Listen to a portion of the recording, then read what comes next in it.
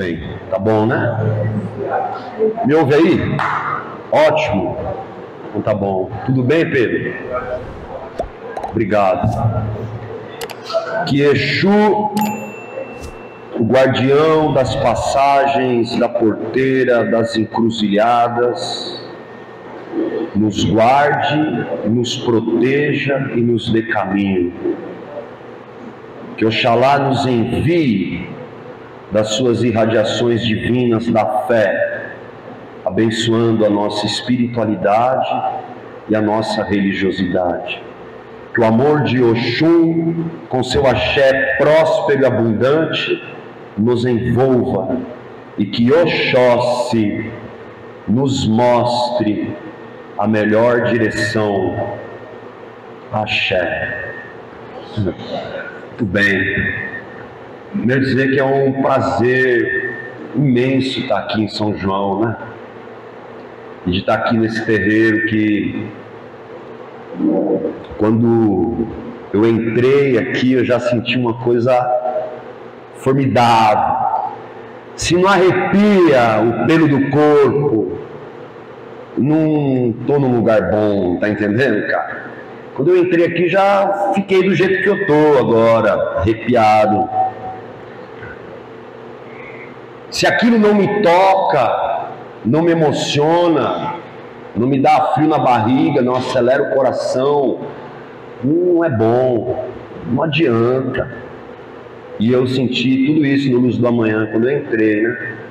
Agradecer o carinho do Pai Pedro, o irmão que eu já admirava, né?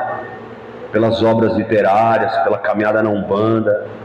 E estando aqui eu pude vivenciar o amor do Pai Pedro, né?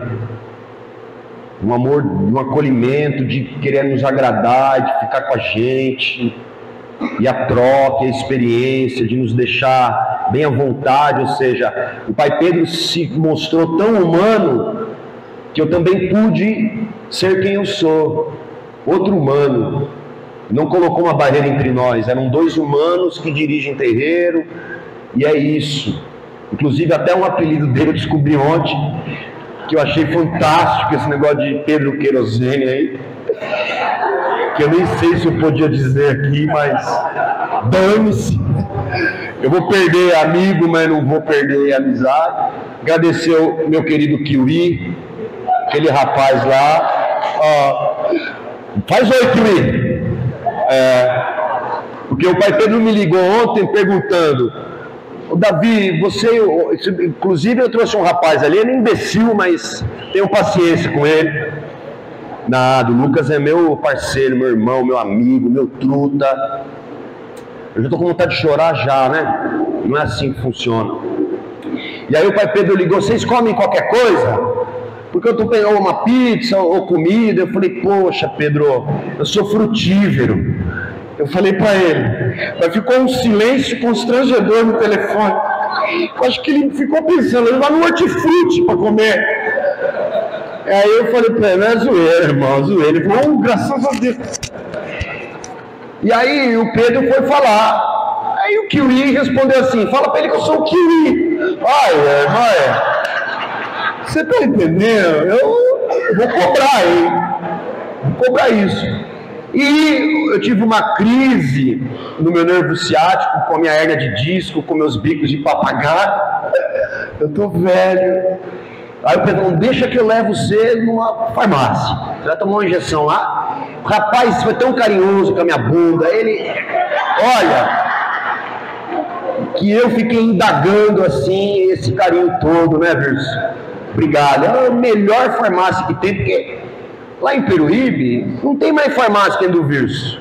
Você chega lá, é um consultório, é um acolhimento, é uma atenção. Então a melhor farmácia que tem em São João é dele. Não precisa comprar outra. Se bem que não. Se bem que ontem eu fui comprar um remédio lá e eu gostei da moça. Então, eu não sei, as duas são boas, pronto. Porque tinha uma moça lá, muito educada comigo e eu com ela. Bom, tirando as brincadeiras, vou me apresentar breve assim, pra gente falar de Miromba, né? Meu nome é Davi Veronese. Eu sou médium de Umbanda, sacerdote, pai de santo, porque eu gosto da coisa Pai Santo. Eu acho muito popular. Eu não sou pai de orixá nem de São Francisco, mas acho que há uma popularidade nisso, uma simplicidade que eu acho fantástica. Eu dirijo um terreiro lá em Peruíbe chamado Reza Forte, terreiro de Umbanda, mas antes disso eu fui dirigente de um terreiro que chamava Tenda da Caridade. Funcionou por anos, era um terreiro muito parecido com o de vocês, era grande assim, era cheio de gente, mas ele foi fechado em 2017 e eu fiquei 3 anos quieto. Depois nós abrimos o Reza Forte, que eu digo que é um dos amores da minha vida, é tocar Umbanda. Eu fiz teologia, sacerdócio, com Alexandre Comino também, e o meu mestre, pai de santo, é o Alexandre Comino, que é meu irmão e meu amigo, e vocês vão entender porquê no decorrer da palestra. Então é o meu pai de santo, é o meu mestre, é meu amigo, e é quem me deu... não é para chorar assim, né? Que bobagem! Que me deu uma outra oportunidade espiritual para viver, foi ele, né? Então eu estou nessa caminhada de Umbanda há muitos anos. Eu fui para Umbanda, eu tinha 7 aninhos de idade, e foi em Cosmópolis onde eu nasci. Depois nós nos mudamos para Aguaí, e tinha um terreirinho lá em Aguaí, que eu não vou lembrar o nome de ninguém, mas eu sei que nós frequentávamos lá. E depois em Casa Branca também tinha um terreiro, que nós íamos lá nesse terreiro com a minha mãe. E aí a vida foi passando, eu me meti com droga e eu virei crente em algum momento da minha trajetória. É importante virar crente, porque esse Uricanda Lavassurianda Lavaia é excepcional. O sapateado de fogo é uma coisa maravilhosa. Você está entendendo que é o manto de Jeová? Desenrola o manto, vaso, sébia, canta, sébia. É ótimo. E eu agradeço de ter sido crente pentecostal, canela de fogo, por um tempo. Graças a Deus, eu não vou morrer crente, eu vou morrer macumbeiro. É que foi importante. Foi. Eu também, não tanto quanto o Pai Pedro. O Pai Pedro, para mim, é um literário já da Umbanda, de verdade. Não só da Umbanda, do misticismo, da parte esotérica. Poxa, eu admiro muito a capacidade intelectual e literária do Pedro, né? Mas eu também escrevi 2 livros, um romance, O Guardião das 7 Grutas, um livro de Preto Velho, chamado Mandingas de Preto Velho, mas esse é só e-book, que um bando eu curto acha que é bacana e-book. Eu detesto e-book, mas tudo bem, tem gente que gosta, tá vendendo, é isso que importa, né? E também escrevi mais 2, um chamado Andarilho das Trevas, que é outro romance, e tá lá com os caras para revisão, para ver de publicar, e um livro de Semiromba, que já tá metade dele escrito, em parceria com o pai William de Indaiatuba, o pai Fábio também lá do Reza Forte, que tem uma experiência prática muito, nossa, eu ia falar foda, meu Deus do céu, muito forte com o Semiromba, e nós vamos falar disso também. E para concluir, eu sou conselheiro em dependência química, sou funcionário público não concursado, ou seja, comissão, cargo de confiança, mas graças a Deus está dando certo, há uns 6 anos já que nós ganhamos eleição lá. Eu estou há 10 sendo assessor parlamentar na Câmara, depois trabalhando com o prefeito Luiz Maurício lá, fui diretor no gabinete de Cidadania e Direitos Humanos e agora de Ação Social. Para me apresentar para vocês, né? Canto nas horas vagas, porque eu amo, mas só canto música que ninguém gosta, né? Então ninguém vai ouvir, por isso que eu não vou cantar nada aqui, só canto Chico Buarque, Caetano Veloso, Djavan, eu gosto dessas coisas aí. E eu adoro Racionais, amo Racionais e amo Sabotagem. Eu acho que Racionais e Sabotagem é uma coisa poética, profunda, social, necessária.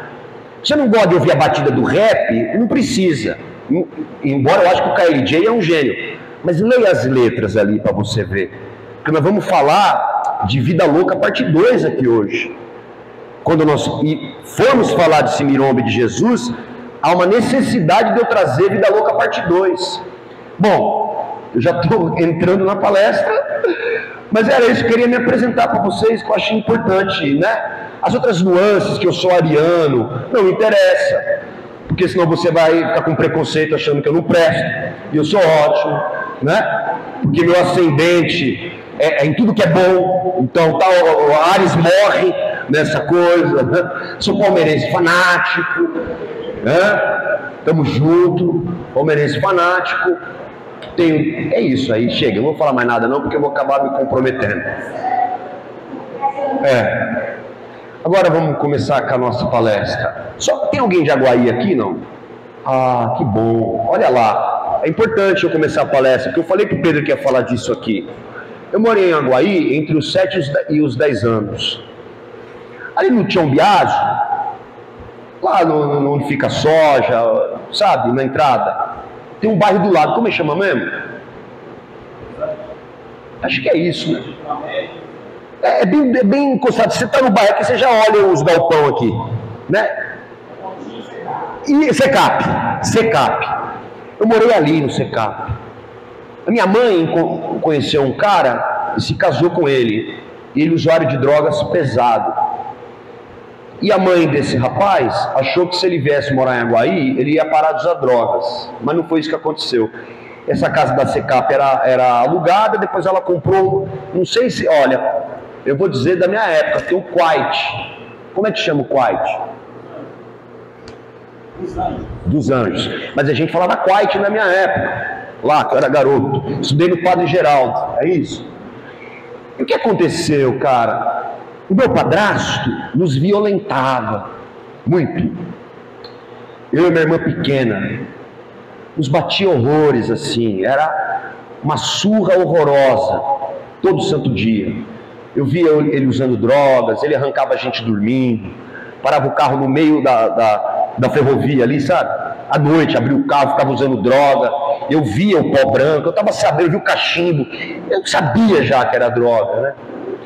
Nós apanhávamos muito, a minha irmã foi abusada por ele ali, depois fomos morar no Quite, a situação piorou. E eu lembro que foi em Aguaí, tenho certeza que muito porque eu vi o comportamento do meu padrasto, que eu usei droga pela primeira vez com 8.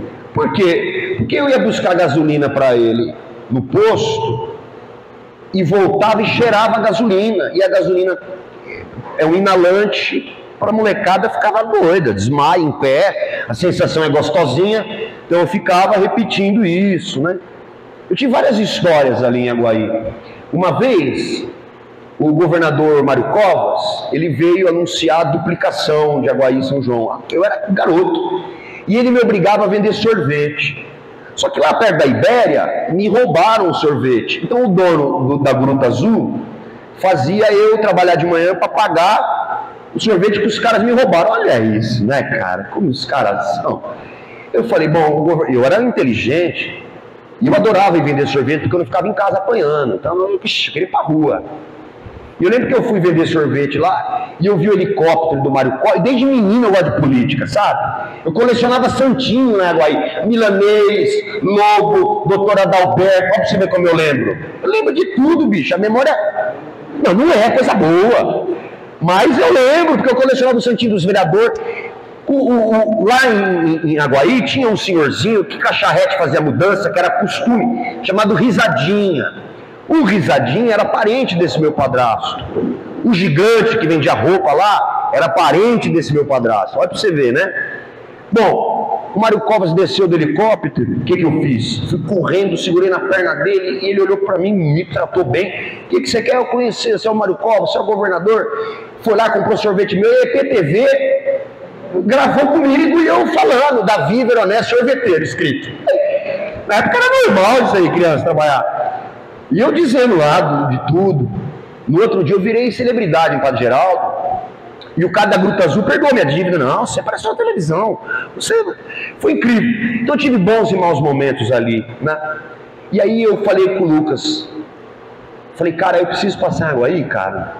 Eu preciso ir lá naquela casa onde eu apanhei mais. No quarto eu apanhei menos. Mas naquela casa no Secap era uma tortura. Amarrava eu com a minha irmã. Era um horror. Ele usava droga, botava nós de madrugada pra fora, minha mãe conivente pra caramba.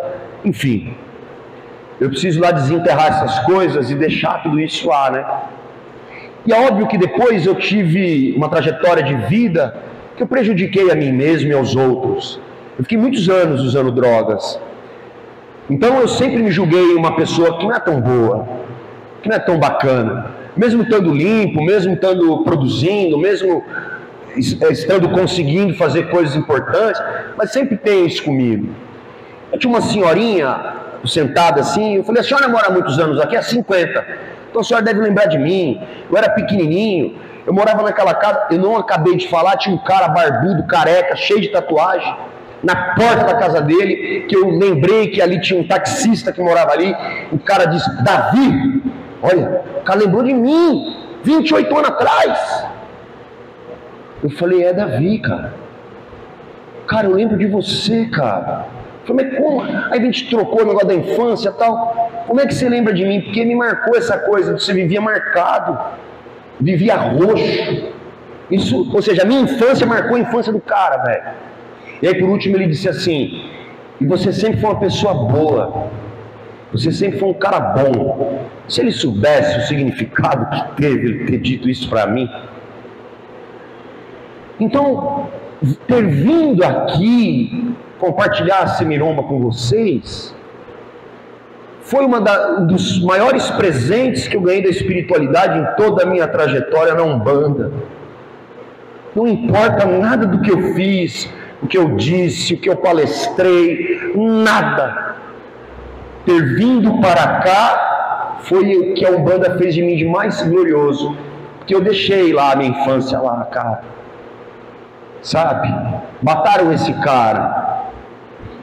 Eu fui pro mesmo caminho dele. E eu tô vivo. Esse cara deixou filhos órfãos. Eu não reproduzi isso com meus filhos. Eu nunca bati nos meus filhos. Então, no fundo, não significou. Significou para ele. Para minha irmã, coitada. Mas para mim não. O ter ido lá resolver essa questão de 27, 28 anos atrás era necessário para a minha existência. Isso só aconteceu porque vocês me convidaram para vir aqui. Então eu vou ter uma gratidão imensa para Luz da Manhã. Pode ser que isso não signifique nada para vocês, mas para mim, ouvir de um cara que eu sempre fui uma boa pessoa, eu não ouvia isso da minha mãe. Estava conversando, né, irmã? Eu não ouvi isso da minha mãe. Eu não ouvi isso do meu padrasto. Eu não ouvi isso das pessoas na rua. E o cara disse isso. E quando eu senti de falar para ele da minha caminhada em recuperação, ele falou, cara, o meu irmão está internado por causa de droga. Eu falei, pega meu telefone, você fala com ele, eu falo com ele. Eu não fui lá à toa. Eu vou conversar com esse cara vai ficar limpo. Porque se há uma missão, que eu não acredito em missão, para mim missão é uma escolha do coração. Então se há uma missão nessa terra, é auxiliar na transformação dos outros. Porque se eu não ajudo ninguém a ser transformado, nada é validado. Posso incorporar Exu capa preta, Exu veludo, Exu do fogo, Exu rosa preta, o que você quiser de Exu, o que você quiser, não adianta. Pode ter 337 caboclos, não adianta. Você pode ser filho de qualquer orixá, não está ajudando a transformar pessoas? Eu sou um ávido leitor, Eu consumo livros, mais do que eu bebo água. Eu amo a leitura, amo livro, amo literatura. Eu amo aqueles assuntos que ninguém gosta, porque eu sou retardado mesmo. Sociologia, antropologia, política, filosofia, economia social. Eu gosto de ler essas coisas. E é óbvio, a teologia de Umbanda, as religiões, ciência das religiões. Estou cursando história, é tudo doido. Gosto. Eu acho uma graça na intelectualidade, mas eu aprendi uma coisa com o Semiromba e não vamos falar disso agora. Sentir é muito mais importante do que saber. Muito mais. Embora eu acredito que o caminho do estudo aplicação ao estudo, isso é de suma importância. Mas sentir é o que há. O Jung, o discípulo de Freud, ele foi muito feliz quando ele disse: você pode dominar todas as teorias, vou falar com as minhas palavras, né? Domina todas as teorias aí, saiba tudo de teologia, do universo, do cosmos. Mas quando você estiver perto de outra alma, seja apenas uma alma. Quando você estiver perto de outra pessoa, seja apenas uma pessoa. Toca o coração, não o intelecto, é muito mais transformador. Bom, vamos falar de Semiromba.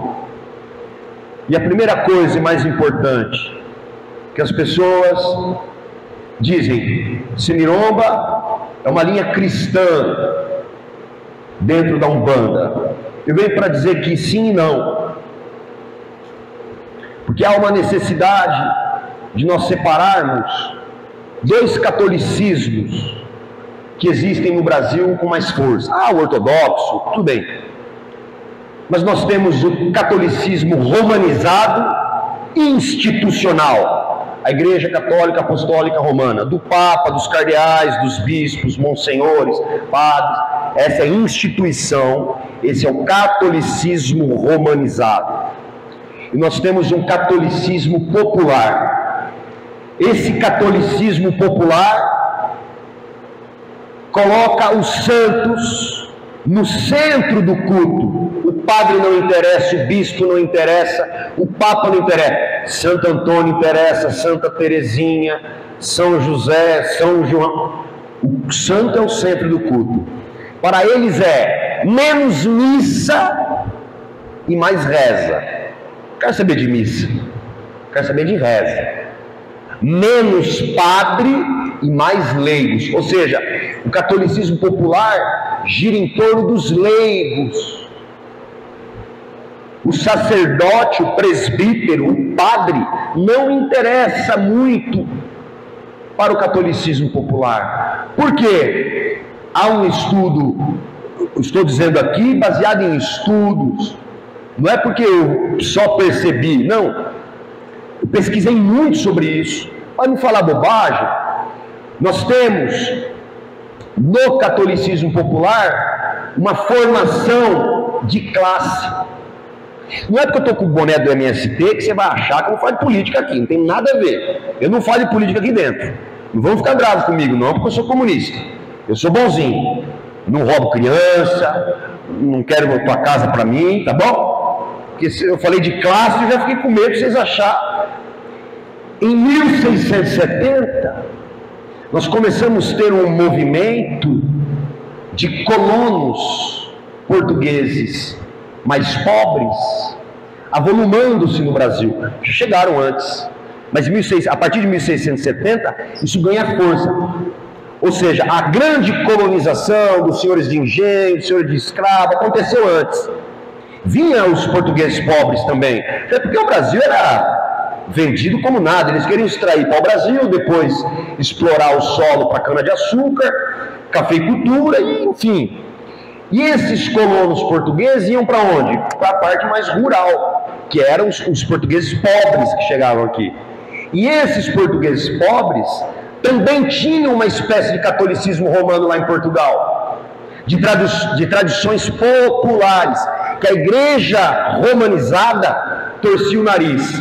Então eles chegam aqui e começam a cultuar os santos às suas maneiras, criam aquela coisa da bandeira do divino, catolicismo popular, bandeira divina. Aqui no interior tem ainda, não tem? Lá em Peruíbe ainda tem, né? Vai passando com a bandeira nas casas, os violeiros, não é? Catolicismo popular. Aí vai chegando os ex-escravos, os indígenas que saem das aldeias, e o outro. Mas a base do catolicismo popular é classista, no sentido dos pobres. O catolicismo popular nasce como um movimento religioso de classe. Os pobres, marginalizados, estereotipados. Os colonos portugueses pobres, os ex-escravos, os indígenas que saíram das aldeias e na grande maioria, entre aspas, o que eles consideravam como mestiços. E aí o catolicismo popular começa a fazer o quê? Cria romaria, isso não tinha no catolicismo romano. Depois é até absorvido. Benzimento, catolicismo popular. E há muitos documentos da Cúria Romana descendo o cacete em benzedeira, sabia disso? Documentos dizendo que é superstição, que tal. Porque uma benzedeira, ela reza a arruda na boca, quem já viu? Ela põe a arruda na boca assim e vai rezando, não é? Então, não sei o que. Ou reza água, reza isso, reza aquilo. Quando eu ia na benzedeira, quando era menino, tá com frieira no pé, pega cinza de casca de árvore, não sei o que, põe o pé.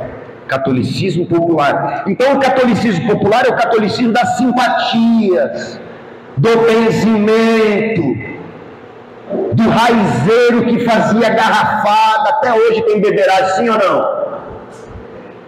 Eu fui abrir um evento no CRAS do Vila Ermida, lá em Peruíbe, eu sentei do lado e falei, tô com uma dor na minha coluna. Eu falei pra tiazinha, eu gosto de falar com o povo. Eu falei, tem uma receita pra você. Você vai pegar pau disso, eu até escrevi depois, mas agora aqui eu não vou lembrar. Pegar o pau disso, pau daqui, não sei o que, cana do brejo, bate, faz a garrafada, não sei o que, você bebe. O catolicismo popular. O catolicismo popular é aquele que cultua os santos, que a Igreja Católica diz para não cultuar. E eu vou te dizer, Padre Cícero. Esse é um outro catolicismo popular. Mas Padre Cícero, o menino da tábua. Quem lembra do menino da tábua? Ninguém sabe da... Vocês têm que... menino da tábua, catolicismo popular. É do catolicismo popular que nasce Mãe da Lua, Mãe do Ouro, não sei, catolicismo popular. Então o catolicismo popular, inclusive o catolicismo sertanejo, não é de sertanejo universitário, de não sei o que, não é disso que não vai achando que não é negócio de, eu nem sei o nome deles, mas não é, tá bom? Sertanejo de sertão do Nordeste, que lá nasce uma outra espécie de catolicismo popular. Quem assistiu o Alto da Compadecida? O Chicó praticava um catolicismo popular, de nem acreditar muito, mas é isso. As medalhinhas milagrosas da água, lá. A Igreja de Roma teologiza isso. O catolicismo popular no Brasil, o praticante de um catolicismo popular, rural, sertanejo, frequenta macumba, ele vai no candomblé, ele vai na Umbanda, ele vai no centro espírita. Aí quando você pergunta para ele, eu sou católico. Mas ele não vai comer uma hóstia lá, vai com 20 anos. Mas ele se identifica como católico. Mas ele está na base do povo. Deu para entender isso? Então, Simiromba, ele é influenciado por esse catolicismo popular. Esquece, Simiromba não poderia estar entrelaçado ao catolicismo romano, que é o catolicismo da Inquisição, que matou milhares e milhares e milhares de pessoas na fogueira por praticarem cultos naturais, druidas, celtas, mulheres, magas, bruxas, do culto à Mãe Terra, mortas na fogueira. O catolicismo que influencia a Umbanda não pode ser o romano, porque se for o romano, nós estamos dizendo que quando o Papa da época, Papa João 23, apoiou a chacina contra os judeus, ele apoiou o nazismo, eles rezaram nos tanques de guerra do nazismo. O catolicismo romano é aquele que empregou uma luta ferrenha em documentos na década de 40, 50 e 70 contra a Umbanda. O catolicismo romano é aquele que catequizou os nossos indígenas, roubando deles as identidades, a cultura, a espiritualidade, a maneira de se relacionar, em nome do ouro, em nome do poder. Vocês sabiam que os maiores proprietários de escravos, porque eles eram propriedades, no Brasil, eram os franciscanos e os jesuítas? Ninguém tinha mais escravo no Brasil do que as ordens religiosas. Ninguém, inclusive os franciscanos. Mas São Francisco viu que isso ia acontecer. Quando você lê a história dele, você vê que quando ele volta do Oriente Médio e ele vê a ordem dele toda amofadinha, ele fala: o que vocês estão fazendo, velho? Não é isso, não é isso, não é. Cadê a simplicidade? E o que ele faz? Vai para o Monte Alverne fazer o quê? Morrer. Desce de lá já para morrer na casa de Santa Clara, na igreja de São Damião. E depois desanda, vai achando não. Os franciscanos tinham escravos no Brasil a penca. A igreja católica financiou a escravidão. Não é que eles simplesmente disseram tudo bem, não. Eles financiavam. Então, se esse catolicismo romano influencia a Umbanda, pelo amor de Deus, nós estamos dizendo que isso está tudo certo. Ah, não, mas o padre pediu desculpa. Ah, você tá falando sério, né? Você não está. Ah, não, que é um arrependimento. De quem é o arrependimento? De quem? Então vamos fazer uma reparação histórica. Há muita riqueza aí nessa igreja. Vamos reparar historicamente todas essas atrocidades. Não catequizar. Vamos reparar. Então nós não podemos entender que o catolicismo romano, romanizado, institucional, influencia a Umbanda, porque não pode, porque é que nem água e óleo. A Umbanda cultua deuses negros, pretos, orixás que vieram da África. Quando eu digo isso é porque quando nós nos referimos ao Oxalá, Oxum, Oxóssi, nós estamos emprestando o nome do povo Yorubá. É isso que eu quero dizer. Agora, tem imagem católica no altar? Está certíssimo, é normal, é ótimo. No meu terreiro eu tenho essa mistura igual o Pai Pedro tem aqui. Os orixás africanos lá em cima que ele tem, que é lindo de olhar, e depois um altar católico. No meu terreiro é a mesma coisa. Mas isso nós herdamos da onde? Do catolicismo popular. Porque São Jorge nem faz mais parte da liturgia, sabia disso? Não faz. São Sebastião também já caiu fora. Santo Expedito está à margem de cair fora. Por quê? Porque nenhum desses santos existiram de fato. Foram criações heróicas para converter aqueles que eles chamavam de pagãos. São Sebastião nunca existiu. Eu tive uma conversa com o Padre Celso, que ele era pároco de uma igreja chamada Santo Alberto Magno, e ele era muito zica. Nós começamos a falar sobre a estrutura litúrgica da igreja católica. Então ele começou a contar como é que foram sendo criados essas identidades dos santos, né? Claro, muitos existiram, mas ele diz, São Sebastião é uma mentira do planeta, né?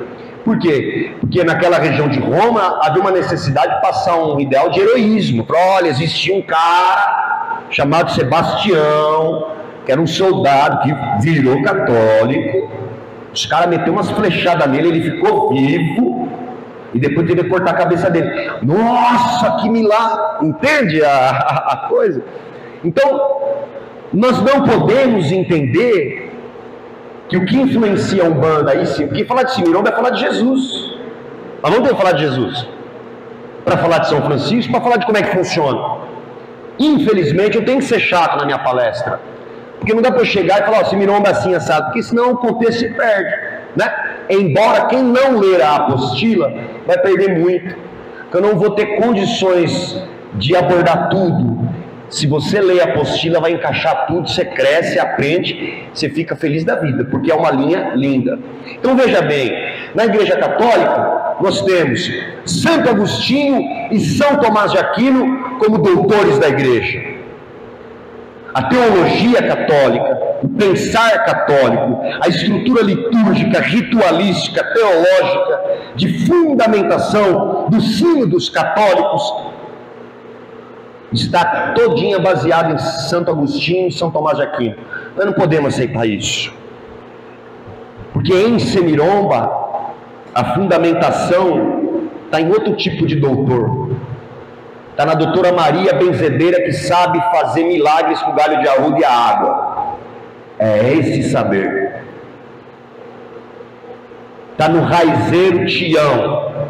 Qualquer raiz que ele pega, qualquer planta, ele faz uma garrafada e cura espinhela, cura tudo que você tem aí, bucho virado, sarna, frieira. Esse saber que interessa. É o saber do sertanejo que sabe dizer: vai chover, não vai chover, o gado vai morrer. É essa leitura do tempo, das nuances do tempo, é aquela sabedoria tão simples. Quando a gente para ouvir essa sabedoria, a gente fala: meu Deus, que despertar! Semiromba está baseado nesse saber aqui. Então quem é que incorpora na linha de Semiromba?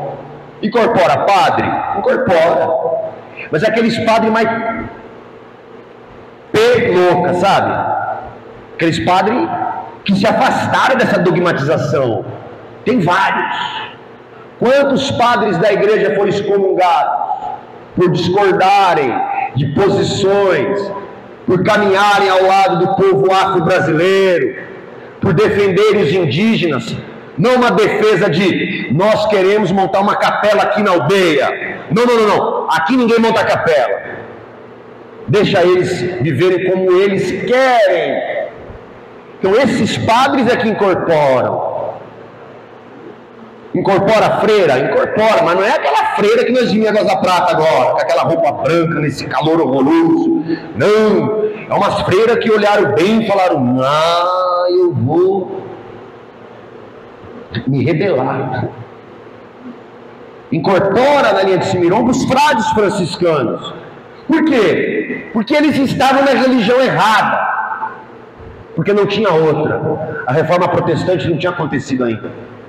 Os franciscanos, na minha opinião, eram um movimento religioso e místico apartado da igreja, mas eles precisavam estar lá, não havia outra maneira de existir. É só ler a história de São Francisco e como a ordem dos frades menores se desenvolveu. Então os frades franciscanos incorporam também. E quem mais? Eu conversei com uma irmã que a avó dela era benzedeira, a mãe não quis, e ela, neta, aprendeu tudo com a avó. Ela disse: olha, eu dou curso de benzimento porque está acabando.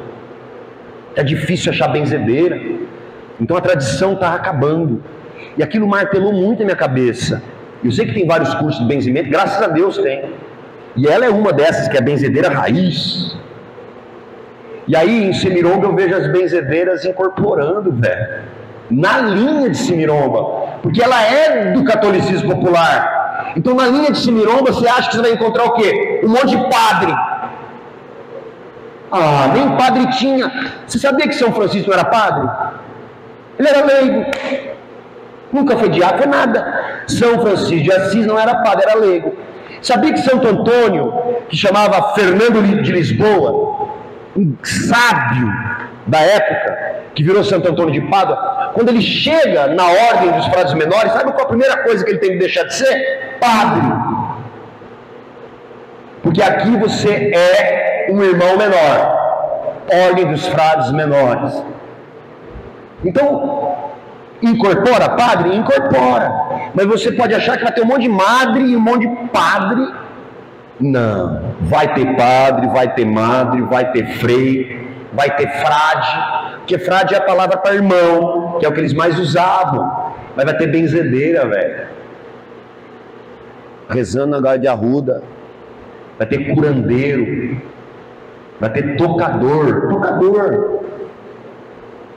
Que sabe fazer canções rimadas, como é no Nordeste, os famosos cordéis, que são instituições do catolicismo popular. Então, na linha de Semiromba, vai se manifestar tudo aquilo que representa o catolicismo popular. Não é Roma. E aí um dia, eu fui realizar uma indagação ao meu Semiromba. Frei Junípero, o nome dele. Falei, o Freizão, deixa eu perguntar um bagulho pra você. É que eu tô vendo uns manos seus, umas minas suas, incorporando como semiromba, bebendo vinho, bebendo cachaça, fumando cigarro de palha, fumando cachimbo. Como é que é isso? Ele falou o seguinte, olha que sabedoria, olha que sabedoria. Imagina você então, tiozão, presta atenção, aí incorpora os semirombas.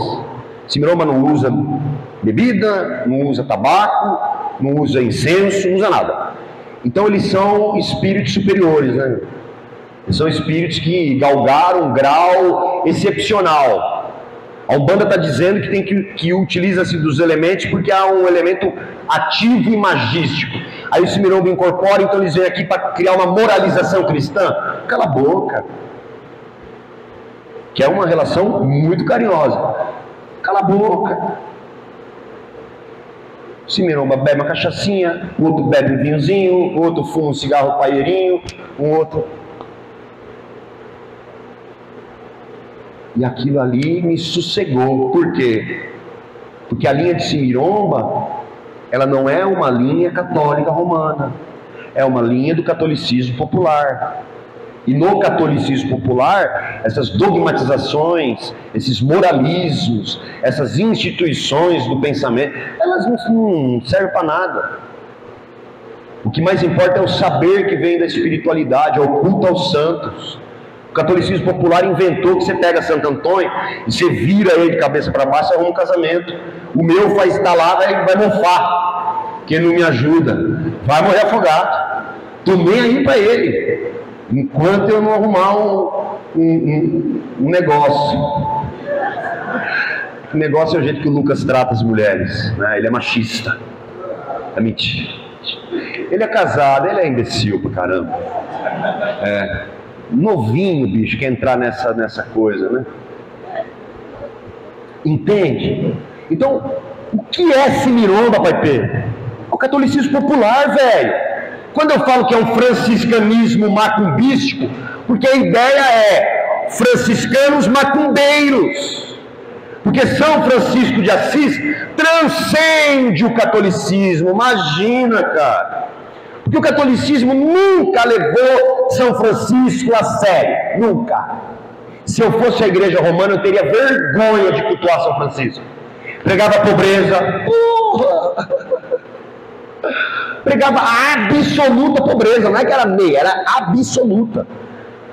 Os frades menores eram pobres, dos pobres, de maré, do maré de si.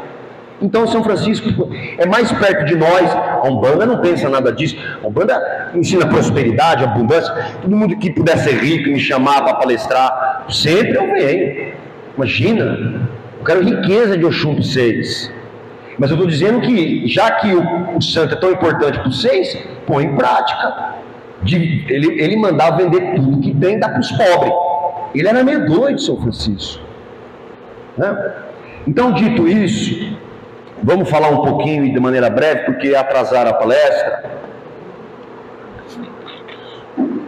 Toda vez que fala de semiromba, alguém me perguntava sobre Jesus.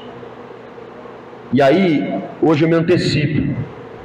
Eu já pego e já falo de Jesus antes. Veja, por favor, leia a apostila. Quem não recebeu a apostila, cobra o Pai Pedro lá, que ele vai mandar para você.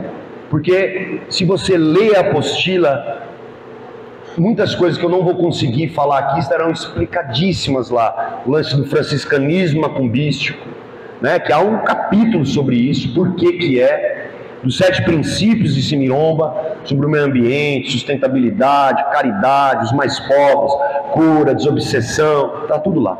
Agora, vamos falar de Jesus breve aqui. Tem uma onda hoje que estão criticando muito dentro da Umbanda. E essa onda anda criticando muito os terreiros que tem Jesus no Congá, que fala de Jesus na Umbanda. E isso está ganhando volume, isso está ganhando força.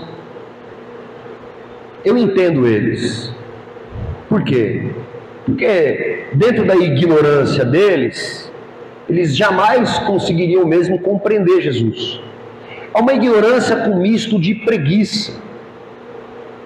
Não querem entender a diferença do Jesus histórico, real, de fato, para o Jesus institucionalizado, romanizado. O Jesus dos púlpitos evangélicos, o Jesus dos protestantes.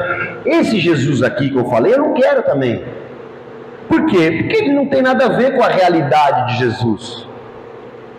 Então esses irmãos que têm batido forte, hein?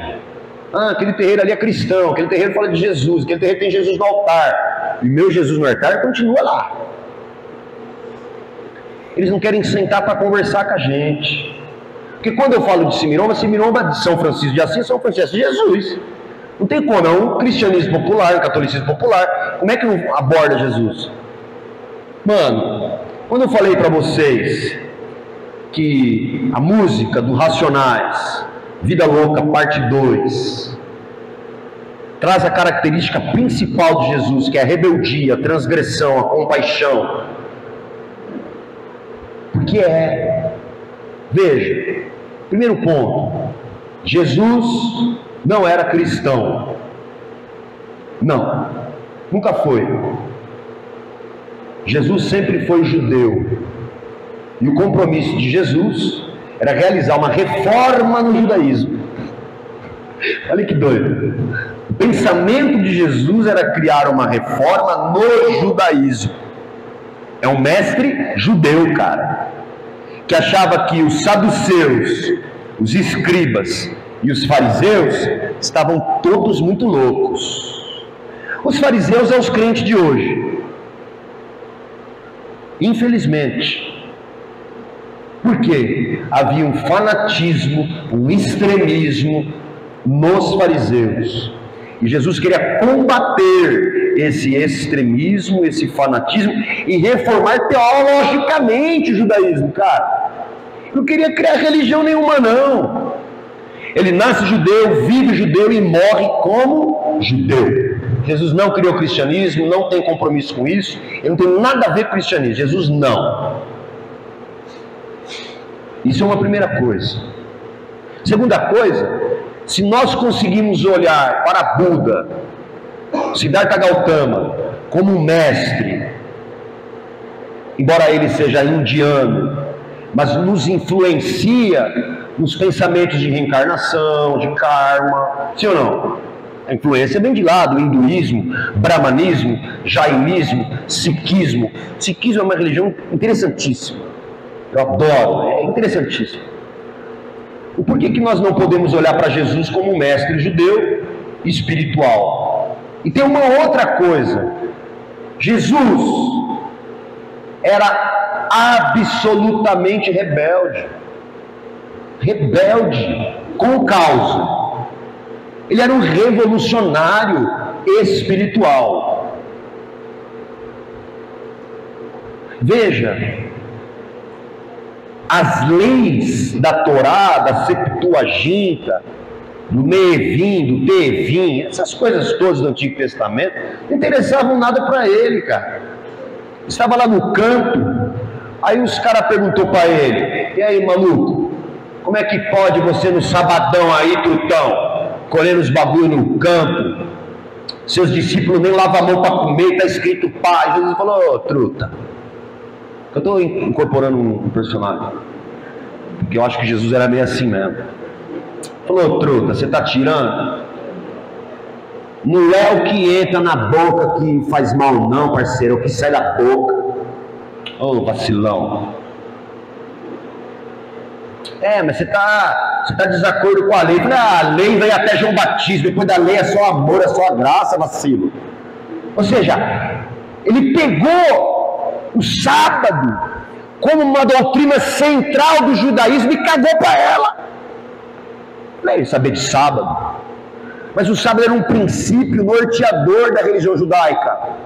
Por favor, leia para você entender. Até hoje, Jesus não quis saber não, ele comeu com a mão suja mesmo, que nós é bem louco, foi nos campos, salvou o burrico que caiu no poço. Você vai deixar afogar no poço? Ele falou para os caras. Se liga, rompendo. Quase cantei um louvor. Rompendo em fé. Se liga, ele foi rompendo as leis, parça. Quebrando, cortando, não quer saber disso de lei, não. Ó, ele estava no poço. No poço. A samaritana lá. Deixa eu tentar explicar para você mais ou menos o que é. Como se um palestino e um judeu estivessem trocando ideia na moral.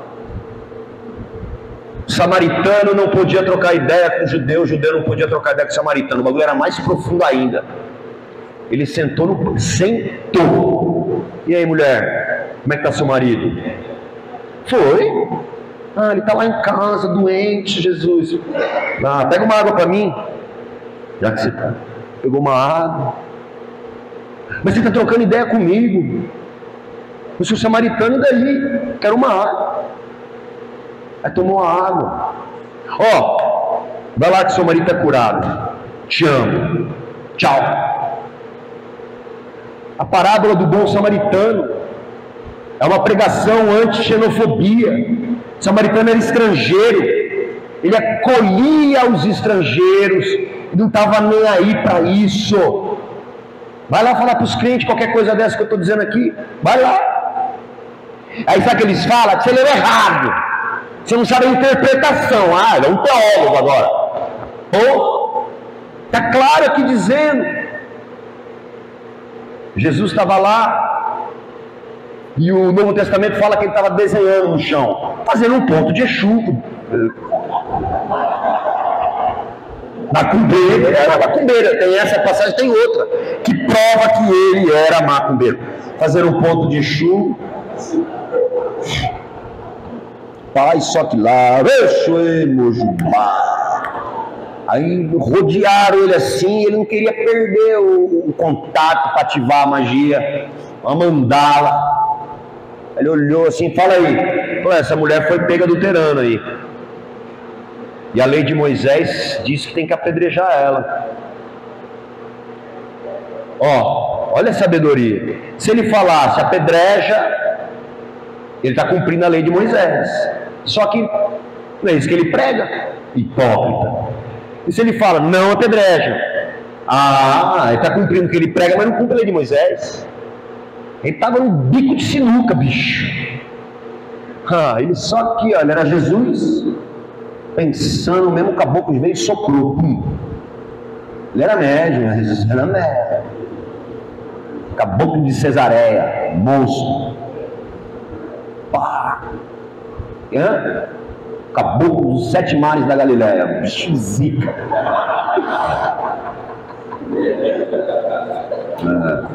Pombagira, rainha de Cafarnaum, também do outro lado. Bagulho doidão. Na hora que sopraram, ele já iluminou, ele entendi. Saravá. Quem não tem pecado, atira a primeira pedra nela. Vai lá. Já era. Pelo amor de Deus, esse Jesus é muito da hora, velho. Não tem nada a ver com a igreja católica, nem com os crentes não, que esses caras vacilão, fica criticando os terreiros que tem Jesus no altar, preguiçosos e ignorantes. Existe um livro do pastor Henrique Vieira, é um dos poucos pastores que você pode gostar, estou falando sério, chama O Jesus Negro. Compra, leia isso, fininho, mas ele vem retratando as possibilidades e as desconstruções. Um pastor batista, O Jesus Negro, pastor Henrique Vieira. Mais uma coisa, provando que ele é macumbeiro, para encerrar Jesus. A história diz que chegou um cara para ele e falou assim: Jesus, sou cego. E Jesus gostava de curar cego e leproso, era com ele mesmo. Nossa, ele adorava. Fala aí, eu sou cego. Não, pera um pouquinho. Ele cuspiu no chão, olha aí, mano. Cuspiu no chão, fez uma manguaça de terra com lodo, com barro na força de Nanã e de Obaloaê. Passou no olho dele. Se liga a força que você está mentindo. Ou se não é a magia de Nanã e de Obaloaê. vai lá, lava no tanque, no poço de Siloé. Pô, não podia curar o cara, velho. Cara, enxerga. Não, teve que fazer macumba. Foi lá, lavou o olho e enxergou. Jesus era macumbeiro. Então, senhoras e senhores, dentro da Umbanda, eu fico sentado por causa da minha coluna. O que eu fiz? Então, dentro da Umbanda, quando a gente consegue, porque assim, quando você chega na Umbanda, cansado daquelas teologias, você chega puto mesmo quando você vê Jesus no altar. Ah, mano, esse mano aí. Porque lá, com todo respeito, mas, senhoras e senhores, diga se eu estou mentindo. Lá, você tem um Jesus homofóbico, transfóbico, anti-LGBTQIA+. E fala para mim, eu sou um hétero normativo, em desconstrução do meu machismo, é isso. Então eu, enquanto heteronormativo, de verdade, agora a bancada da Bíblia está lá na Câmara discutindo o casamento homoafetivo. Cara, de verdade, o que é que isso muda a minha vida? De fato, de verdade, cara. Agora, se algum gay me convidar para casar, eu vou pensar na resposta. É só aí que eu tenho que me preocupar, caso ou não caso. Fora isso, cara. E aí perguntaram para o pastor Caio Fábio, da igreja presbiteriana. Tá vendo? Eu gosto de ler tudo, assistir tudo. Hoje eu estava no hotel e vi lá a igreja presbiteriana, do João Calvino, etc. Então eu fui dar mais uma lida na história da igreja presbiteriana do Brasil. Eu gosto de pesquisar tudo. Aí perguntaram para o pastor Caio Fábio, um imbecil que perguntou na televisão. Mas se Jesus tivesse... Não. O que Jesus diria hoje sobre esses movimentos gay aí? Aí o pastor Caio Fábio, a mesma coisa que ele disse há 2000 anos atrás. E o cara, o que ele disse? Desesperado para pegar o pastor Caio? Nada. Absolutamente nada. Não está na pauta de Jesus a humanidade das pessoas. E não tinha gay naquela época, ô amigo. Bebê, deixa eu te contar uma coisa. O Império Romano criou a sauna gay, anjo. Verdade. Anjo, o que mais tinha era o vinagre. Jesus falou o quê? Nada, cara. Nunca fez parte da parte. Ele falava da hipocrisia. Ele falava de usar a fé das pessoas para ganhar grana. Que ele foi lá no templo e derrubou tudo, as moedas do cacete. Jesus se relacionava com a natureza. Você tem duas passagens dele dentro de espaços construídos. O resto é praia, é lagoa, é montanha. É na natureza que ele se relacionava. Ele era transgressor, revolucionário, rebelde. Ele era do povo, velho. Eu tenho um texto que eu me orgulho muito. Eu peço licença para usar aqui as palavras que eu escrevi nesse texto. Toda sexta-feira santa eu posto esse mesmo texto que eu me orgulho de ter escrito. Jesus preferia andar com puta, com ladrão, com cobrador de imposto. Ponto final. Está lá na escritura. Lide com isso. Não há moralismo. A mulher percebe que Jesus está na aldeia, percebe que ele está sentado, se agacha à sua frente, começa a lavar os seus pés com o perfume mais caro e valioso que ela tinha, depois enxuga o seu cabelo, os seus pés com o próprio cabelo. O dono da casa diz: você está deixando uma prostituta limpar seu pé? Desde a hora que eu entrei aqui nem água você me deu. Vai lá falar isso para os caras. Lá tem um Jesus homofóbico, racista, xenófobo, julgador. Cara, não, o da Umbanda é o Jesus mesmo, que foi um mestre. Esse cara das nuances, dos apócrifos, os livros apócrifos, os evangelhos apócrifos que eles nos esconderam. E para terminar essa parte de Jesus, da vida louca, que é excepcional, que o Racionais consegue exaltar isso de uma maneira muito linda, que é o Jesus dos pretos, dos pobres, dos excluídos, dos marginalizados, dos indígenas, dos corpos odiados. Lá no terreiro um dia um irmão perguntou para mim, se Jesus estivesse aqui, você lembra? Onde é que ele ia estar? Na Cracolândia, meu irmão. Oxê, era lá que ele ia andar, parça. Os caras só estão falando atrocidade em nome dele. Ele ia andar com os caras lá. Sabe onde ele ia andar?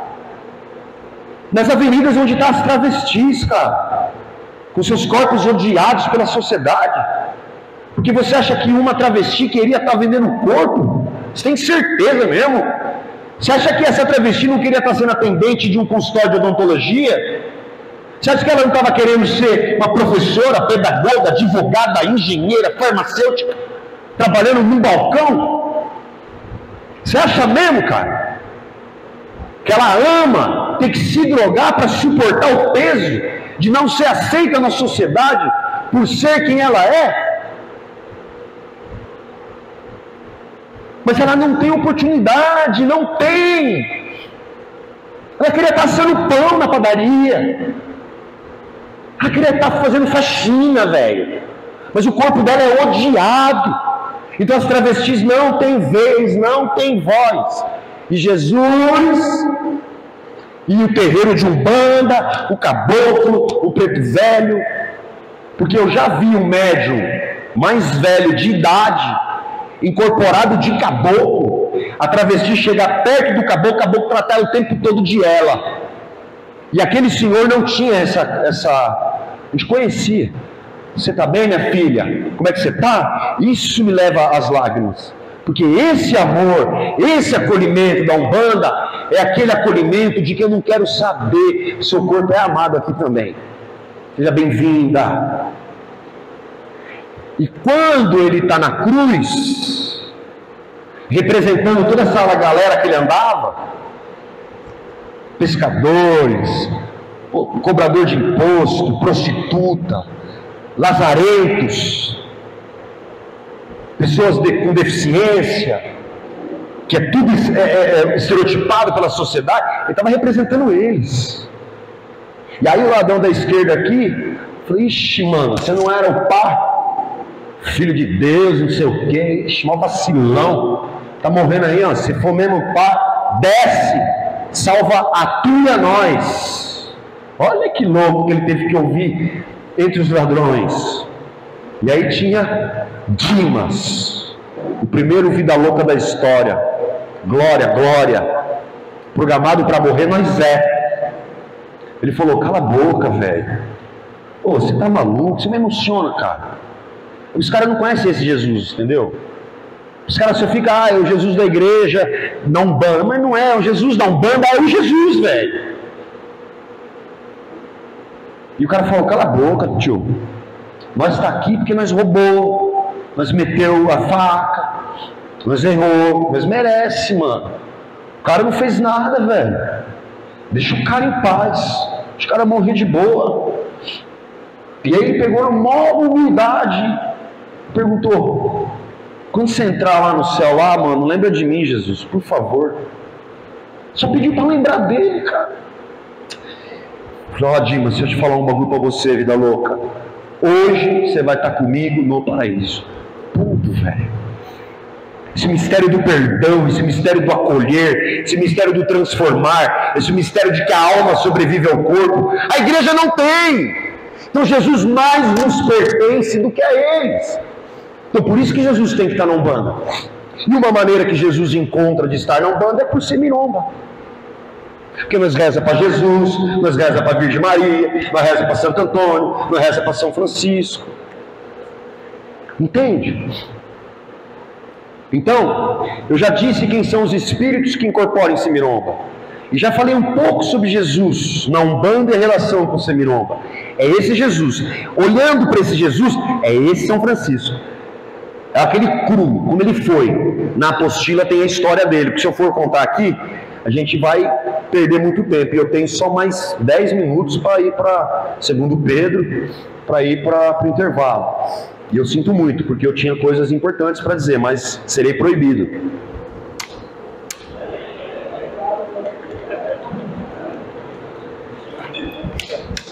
Então, por favor, leia a apostila. Eu fico repetindo muito isso, é redundante, mas a história de São Francisco está lá, as 7 falanges de Semiromba estão lá, né? Leia.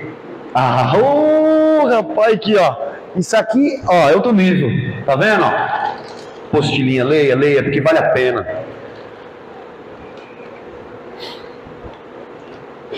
Olha como bonito, Umbanda eu curto. Ó, tá bonito, olha lá. São Francisco de Assis, Infância e Juventude, a Ordem dos Franciscanos, Semiromba, Semiromba na Umbanda em relação com Jesus, Nova Ordem Semiromba, Filosofia Semiromba, os 3 carismas, é isso aí. Gratidão. Agora, breve, eu nunca consigo falar de Semiromba sem falar da minha experiência com o Semiromba e com o São Francisco antes. Então, eu vou, claro que pular muitas coisas, adiantar muitas coisas, mas eu me recuso a vir a um lugar e não falar da minha história, da minha experiência. Que nós precisamos ser sempre livros vivos. E quando você não fala de si mesma, de si mesmo, você impede de crescer com o outro. Compartilhar a nossa história sem medo, sem máscara, sem personagem é importante. Eu já perdi namorada com isso. Mas tá tudo bem, não tem problema não. Eu perco namorada por andar com o Lucas, que acha que a gente é um casal gay.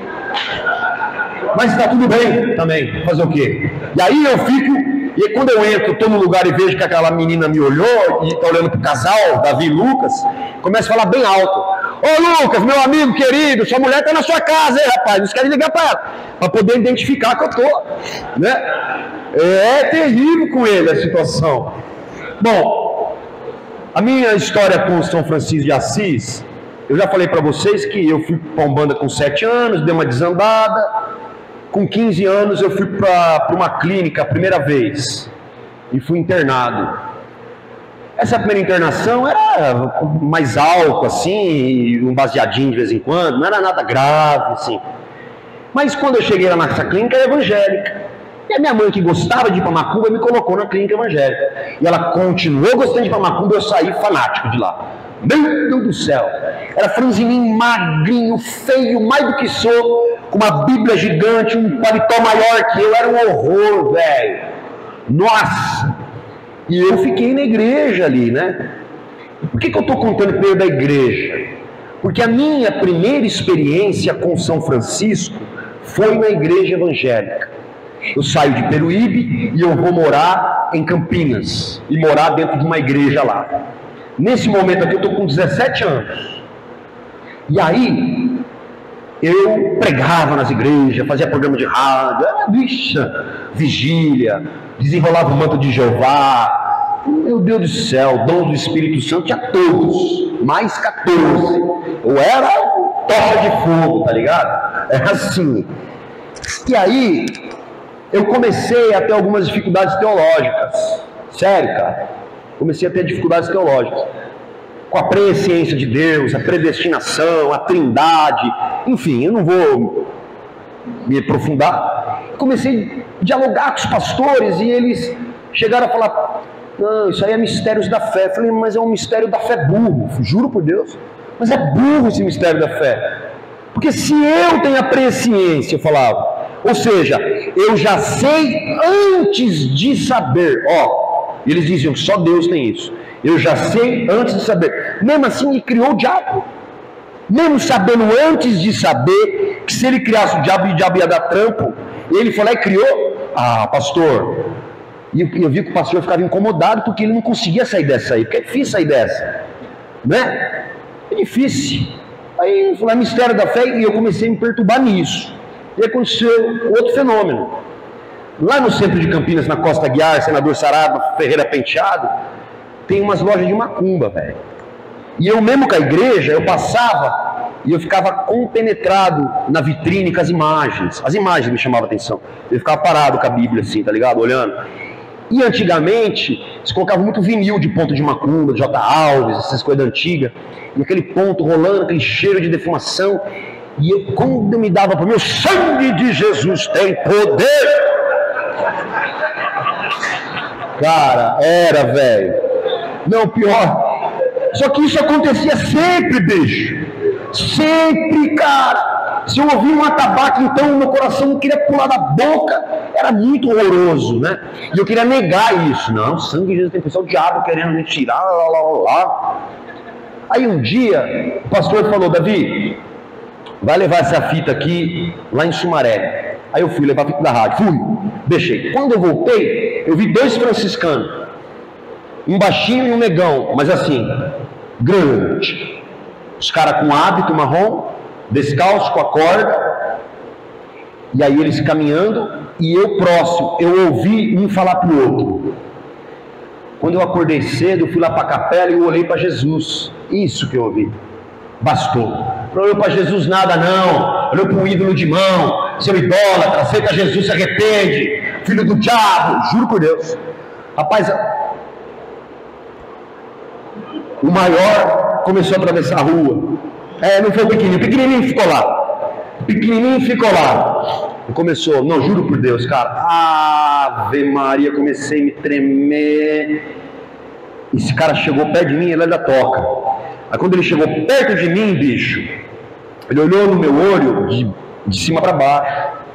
Falou, o que você disse, irmão? Não, rapaz, veja bem, porque a Bíblia, aí eu já falei, porque a Bíblia, ela diz, cara, ele pegou nos meus 2 ombros. Pedro, eu lembro até como fosse hoje. Eu imaginei vindo a cabeçada, sabe, irmão, do irmão franciscano. Não, cara, esse cara começou, ele pegou no meu ombro, olhou no meu olho, começou a se abaixar. Foi até meus pés, beijou meus 2 pés. Beijou meus 2 pés, foi subindo, olhando para mim e foi embora. Eu voltei para a igreja e fui contar aquilo para o pastor falou, porque você foi xingar o cara, enfim. Aquilo não saiu mais da minha cabeça. Aquilo marcou, cara. Por que aquele cara fez isso? Para mim não era normal aquilo. Eu vim da Umbanda e não fui católico nem nada, e estava na igreja. Aquilo ficou um tempo na minha cabeça. Passado um tempo, eu entrei em tanto parafuso religioso, em tanto vazio espiritual, em tanta... que isso me levou a usar droga, assim. E foi bem de cara, né? Antes eu não tinha usado drogas pesadas. Então ali, 17 para 18, eu fui usar drogas. E fui cheirar cocaína e rápido, uma semana, a gente começou a fumar crack, assim, a galera. E aí eu comecei a fumar crack. E então, a partir disso, a minha história foi toda de rua, de albergue, de clínica, de psiquiatria, daquela coisa de... aquela coisa de sofrimento mesmo, né? E aí, eu vou me focar na relação com os franciscanos. E aí, morando na rua, eu fui parar em Valinhos. Eu tinha uma toca de Assis lá. Eu estava tão louco, tão mal, tão zoado, que esse irmão me acolheu. Só quando eu cheguei na toca de Assis, ele disse, olha, você é o único cara bom aqui, o resto é tudo em cadeira de roda, tetraplégico, pessoas com problemas mentais, esquizofrênicos e etc. Então era bom que você ajudasse. Eu falei, não, quero. Rapaz, aconteceu uma coisa dentro de mim, porque eu lembro que lá na toca de Valinhos eu me lembrei do fato com os caras, né? Eu comentei com eles tal, e ali eu comecei a rezar, eu comecei a me interessar, né? E eu sempre digo uma coisa, que eu comecei lá, a minha principal função era lavar a roupa dos caras. E como é que era lavar? Eu tinha que ferver a roupa dos caras por um monte de situação, percevejo, enfim, lepra, tinha medo de tudo, né? Então tinha que ferver um bagulho e passar na tinta no outro. E eu digo para vocês que aquilo, cara, para mim, era um acontecimento, cara. Nossa, era uma vez por semana. Eram uns latões, aqueles latões azuis. E eu ficava ali, e às vezes eu me pergunto, aonde é que eu perdi essa sensibilidade, sabe? Eu fico me perguntando mesmo. Porque eu me lembro que eu lavava aquilo com uma preciosidade, com amor, como se fosse o trampo mais importante da minha vida. Então minha relação com São Francisco ali foi muito profunda, porque eu vi no dia a dia, na prática. Aí eu cheguei no irmão e falei, olha, aí eu já estava estudando outras coisas, já voltei a acreditar em reencarnação, sabe?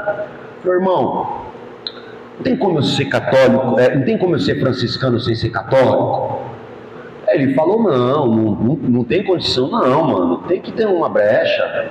Ó, eu vou ser franciscano, entendeu? Vou usar roupa marrom aí, vou morar aqui, vou viver aqui, eu adoro ficar aqui. Falava para ele, adoro cuidar dos caras. Mas eu não quero ser católico, eu não acredito, na reencarnação, né? Eu creio em mediunidade, que eu já estava estudando as coisas, mesmo morando na rua, eu sempre fui de lei, de biblioteca. Eu era morador de rua, eu ia na biblioteca em Campinas e tinha uma senhorinha lá que ela botava eu na mesa hoje e me servia tudo que eu precisava para ler, cara. Até fechar a biblioteca para ir pro corre, que fala, pedir dinheiro para os outros, tudo para usar droga. Então eu sempre fui ávido por conhecimento. Ele falou não, rapaz, eu fiquei numa raiva tão grande dele, que eu saí da casa de Assis, eu tinha uma merrequinha, eu fui até o mercadinho que tinha, eu comprei 3 corotes, eu voltei com esses corotes de pinga, eu dei para todos os caras que tomavam remédio controlado, ficou todo mundo louco lá dentro, todo mundo bêbado, todo mundo louco, e eu também, e é óbvio que ele me expulsou, não sei porquê, e aí eu fui continuar a minha jornada, né? Eu vou precisar resumir bem aqui. E depois eu fui parar numa cidade chamada Jacareí, no Vale do Paraíba, e lá também tem a Casa de Assis, né? E eu fui acolhido lá também e eu comecei a ajudar lá também. Depois eu fui parar no Putim, lá em São José dos Campos, não na prisão, não fui preso. Não fui preso, graças a Deus. Putim é um bairro lá que tinha a Casa de Assis, né? E lá que eu aprendi uma coisa muito louca, muito espiritual. Porque eu sempre fui arrogante, né? Eu achava que eu era inteligente pra caramba. E aí tinha um irmão que ele vivia me xingando, assim, não é xingando, me dando umas orientadas, né? Pô, você e tal. Me chamando de tudo que você imagina. Aí ele falou, ô Davi, você sabe rezar, mano? Eu falei, sei, filho. Claro que eu sei rezar. Oxi, tá tirando? Não, mas o que você sabe rezar? O Pai Nosso, Ave Maria, não. O que mais? Salve Rainha, nem sabia Salve Rainha inteira, mas eu falei, Salve Rainha, querer Deus Pai, você rezar. Eu acho que você não sabe rezar. Eu falei, pois eu sei, então vamos rezar? Vamos rezar. Rezar. Coisa eu rezo do meu coração, falei língua estranha, rezar. Entrei no quarto, tinha um irmão que era tetraplégico, ele tomou 17 tiros, então ele mexia só a cabeça. Nós entramos nele. Aí ele chegou e levantou as pernas do irmão e falou, tira a fralda dele. Eu falei, mas a gente ia rezar? Tira a fralda dele, mano. A gente falou, você me disse que a gente ia rezar. Eu estou falando, seu playboy falido, que você não sabe rezar. Porque se você soubesse rezar, você já tinha tirado a fralda dele, limpado ele, trocado ele. Porque a reza é em silêncio, é quando você faz pelo mais pobre. Você não sabe rezar. Aquilo foi um ensinamento para sempre. Para sempre. Para sempre. O silêncio enquanto eu faço é prece. Ponto. O silêncio enquanto eu faço é prece. E aí continuou minha caminhada. Minha caminhada continuou. E é óbvio que demorou muito para eu chegar em algum lugar. Porque enquanto isso eu fui fumando pedra, né? Enquanto isso eu fui fumando crack. E eu ia me perdendo um dia de cada vez, assim. Virei andarilho, minha família totalmente escorçoada. Ninguém mais acreditava em mim, porque não podiam mesmo. Né? E eu fui sentindo dores e dores e dores, porque eu não era nem um coitadinho. Eu escolhi estar na rua, eu escolhi usar drogas, mas eu também aprendi a não negar a minha dor. Então, eu fiquei muitos anos na rua, então doía muito essa coisa de Natal, de Ano Novo. Mas por que você está contando isso? Porque isso tem tudo a ver com semiromba, porque semiromba é um mergulho profundo nas emoções. Semiromba é um encontro real e verdadeiro comigo mesmo. Semiromba é desvendar quem eu sou e não ter medo nem vergonha de perceber quem eu sou. E semiromba é uma oportunidade de transformando esse ser que eu encontro. Então, eu ia ainda sentindo essa coisa, né? Natal, Ano Novo. É óbvio que esse sentimento de dor tinha uma coisa de autopiedade, sabe? Óbvio. Mas eu não conseguia parar de usar droga. Eu não queria parar de usar droga.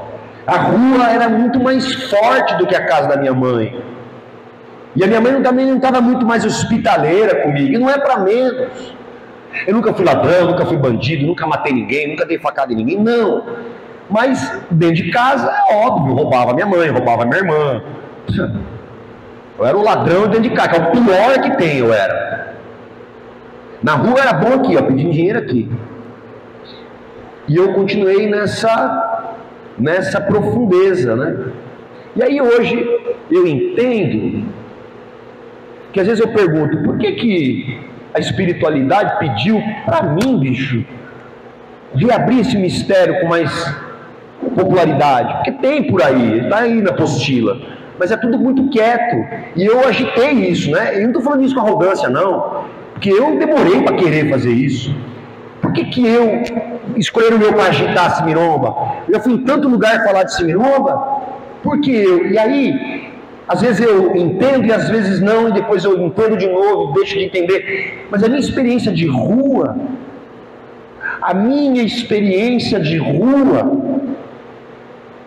construiu um pouco de afetividade, de solidariedade que eu tenho, cara.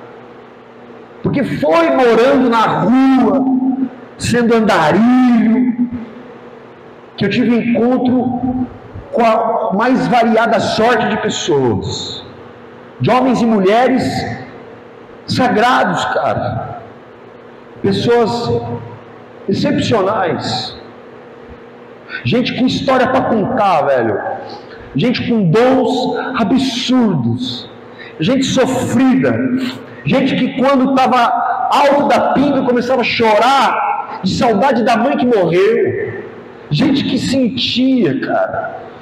Aquela galera estava lá e eu andei junto com essa turma toda, passando perigo, é óbvio, passei fome, é óbvio, passei frio e ainda bem, porque eu não vou tolerar que ninguém passe fome perto de mim, eu não vou. E na rua, a maioria dos que estão lá é álcool e droga é por trás, amigão, tem toda uma história. Porque eu não sabia lidar direito com um pai agressor da minha mãe. Eu não sabia lidar direito que eu fui abusado com 7, 8 anos de idade sexualmente.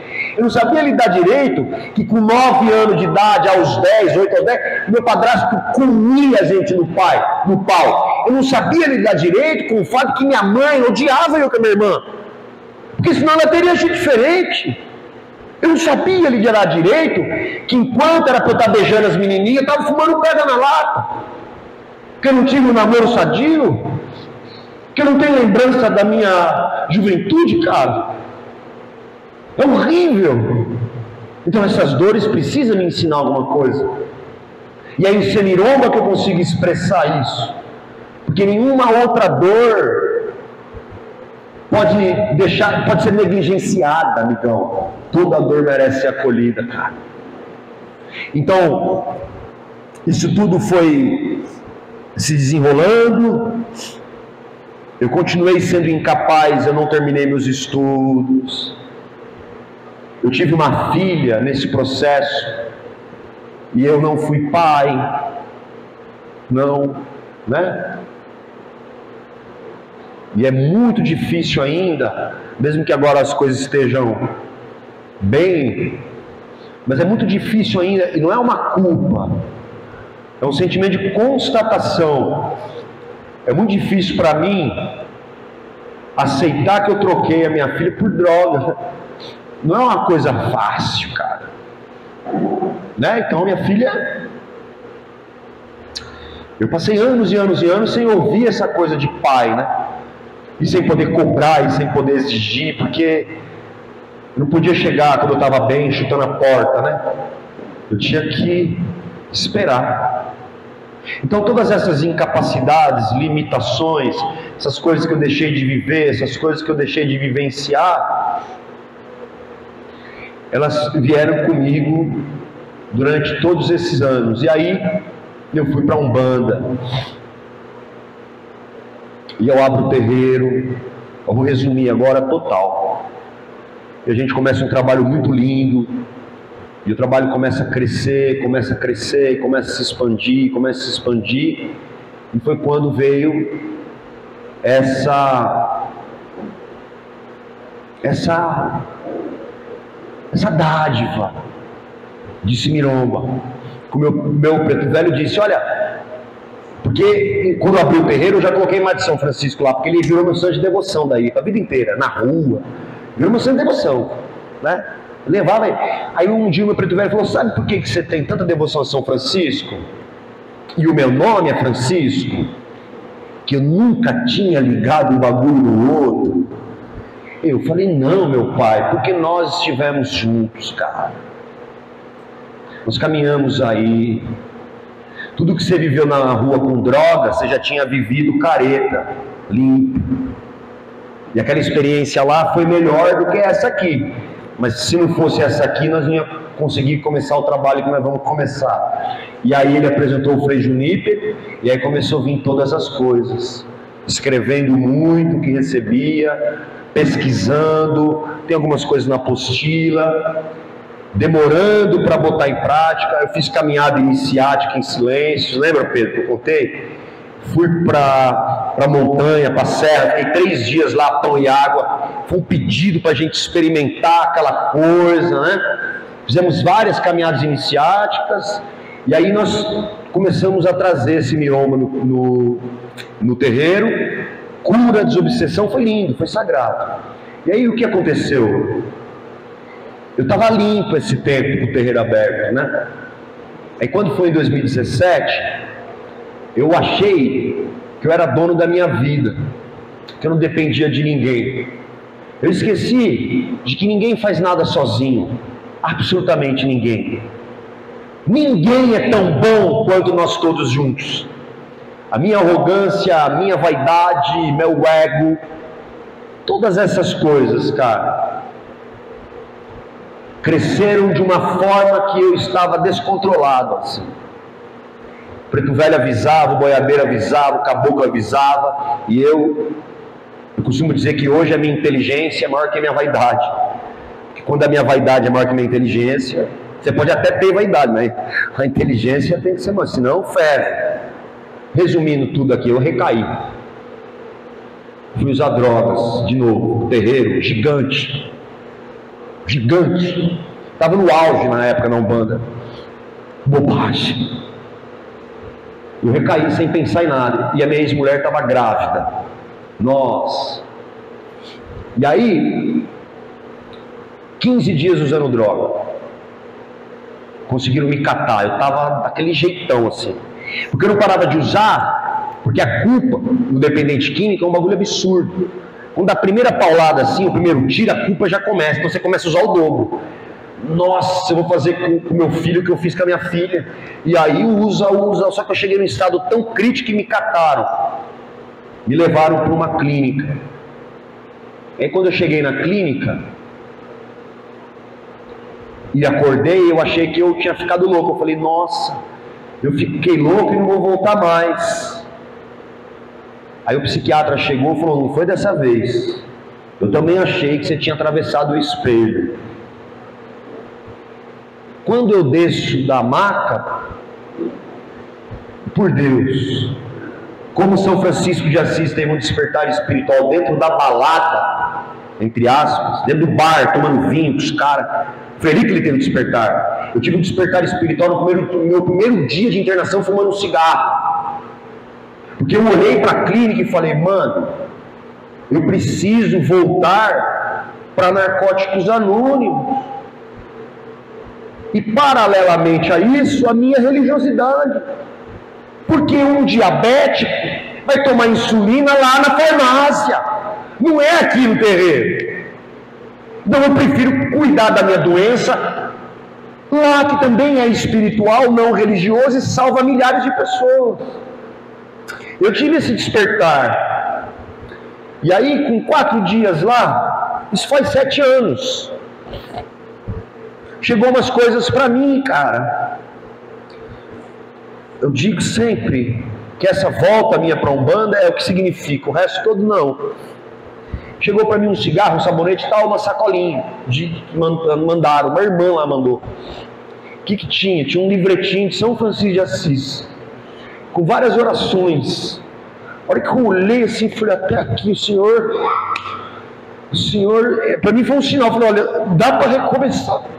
Porque eu cheguei a pensar, não dá para recomeçar mais nada, dá para merda, eu vou morrer usando droga, cara, eu não tenho mais jeito não, o que eu estou fazendo com meu filho, não tem mais jeito. Quando eu vi aquele livretinho assim, cara, eu falei, nossa, vai dar para recomeçar, cara. E eu rezava todas aquelas orações, aquelas ladainhas, tudo, pedia meus guias. No 14º dia de internação, os caras chegam e falam, olha, tem visita para você. E eu vi um carro lá, não reconheci nada, estava ainda 15, 14, estava bem, mas estava ainda, espiritualmente não estava bem. E quando eu cheguei, era o meu pai de santo. Estava o Alexandre Comino sentado e o Cristiano Nascimento, que é meu irmão. Aí estava o Alexandre e o Comino, a gente se levantou, a gente se abraçou. E aí o Comino é chorão também, ele também tem Oxum que nem eu, né? Então ele começou a chorar, e eu, poxa, chorando. E aí ele falou, para de se culpar. E eu comecei a falar um monte de coisa, para. Falei, o que eu tenho que fazer? Eu falei, tem que se amar, você tem que aprender a meditar, você tem que cuidar de você tem que querer ser um monte de coisa, né? E eu lembro de tudo, óbvio. E ele olhou para mim e falou, o que você quer fazer? Eu quero ir embora. Mas você só está 15 dias aqui. Não, mas eu quero, cara, eu quero sair daqui, mestre. Eu vou para Narcóticos Anônimos, eu só saio de lá morto, cara. Cansei. Me rendo, cara, joguei a toalha. Eu e as drogas, a gente não combina. Acabou. Aí meu pai disse, eu quero acreditar no você, cara, mas eu não entendo, cara, disso. E o Cris já é adicto também, limpo. Aí o Cris, Comino olhou pro Cris, pô, você que conhece, cara, você trabalha com isso também, o que eu faço? Porque ele ia me tirar. Aí o Cris olhou para mim e perguntou, Davi, você vai sair daqui, você vai ficar limpo? Eu vou ficar limpo, Cris.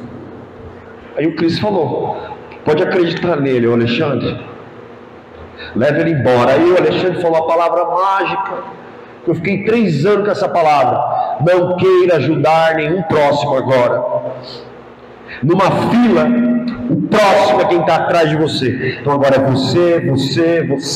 você. E aí eu não sabia, já que eles decidiram me levar, porque o Comino quis me levar, a minha ex-mulher estava com meu filho no colo. E o meu filho, ele nasceu no dia que eu fiquei limpo, primeiro dia, cara. Então a gente sempre faz aniversário junto. Então ele vai fazer 7 anos de vida, eu vou fazer 7 anos limpo. E assim que é. Foi um milagre da coincidência, né, dele nascer e eu decidi ficar limpo. E quando eu olhei para o meu filho, aquilo foi um negócio absurdo. Eu dei o nome do meu filho de Francisco. Ele também precisa chamar Francisco. Porque há muitos Franciscos na minha vida que não me abandonam, assim. Eu recaí 1 milhão de vezes e ninguém me abandonou, cara. Saca? E depois disso, o Alexandre continuou voltando, ia para Peruíbe, ficar comigo, né? Então assim, não desista de ninguém, cara. Não desista. Não desista. O Lucas não tem dificuldade com isso, né? O Lucas, que está aí comigo, é outro milagre da recuperação, é outro milagre de Cimiromba, é outro milagre da Umbanda. Deu as cabeçadas dele, e a última coisa que eu pensei foi em desistir dele. E hoje esse cara só me dá orgulho. Esse cara não sabe bem o que ele me faz. Esse moleque é bem mais novo que eu. Ele só me ajuda. Eu não ajudo ele quanto que ele me ajuda. É um milagre esse cara. Porque há esse princípio do não desistir. Eu não posso, porque não desistiram de mim.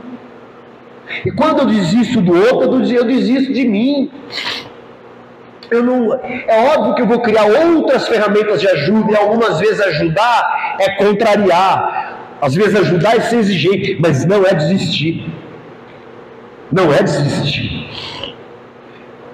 É óbvio que uma mulher que fica apanhando de um marido, você tem que ir embora, porque isso aí já não tem negócio. Aí se você não desistir, aí você vai morrer. Não estou dizendo uma coisa em relação a outra, né? E então, nesse processo que eu voltei, eu fiquei anos sem mexer com nada de Umbanda, tocar. Eu ficava indo só para Pena Branca, só indo para Pena Branca, cambonando, e não incorporava mais, porque eu precisava cuidar de mim. E aí um dia o Exu Sultão falou assim: olha para mim, sim senhor meu pai, você sou eu e eu sou você. Acabou meu problema emocional que eu estava, cara. A hora que o Exu falou para mim, nós somos um. E aí eu voltei, resumidamente, abrimos o Reza Forte, começamos a tocar Umbanda. Meu primeiro pensamento era fazer uma Umbanda bem louca, bem acessível, bem livre, com vocabulário nosso. Nós ouvimos Racionais antes de começar a gira, nós ouvimos um Mato Seco, nós ouvimos um Ponto de Equilíbrio, nós fica lá, porque essa galera continua chegando, até que o irmão William me ligou um dia, falou: vem da Cimiromba aqui. Eu falei: irmão, eu não falo mais, né? Eu só cultuo São Francisco no terreiro, às vezes incorporo um Cimiromba lá, falo com o Frei Juníper, mas eu tô de boa.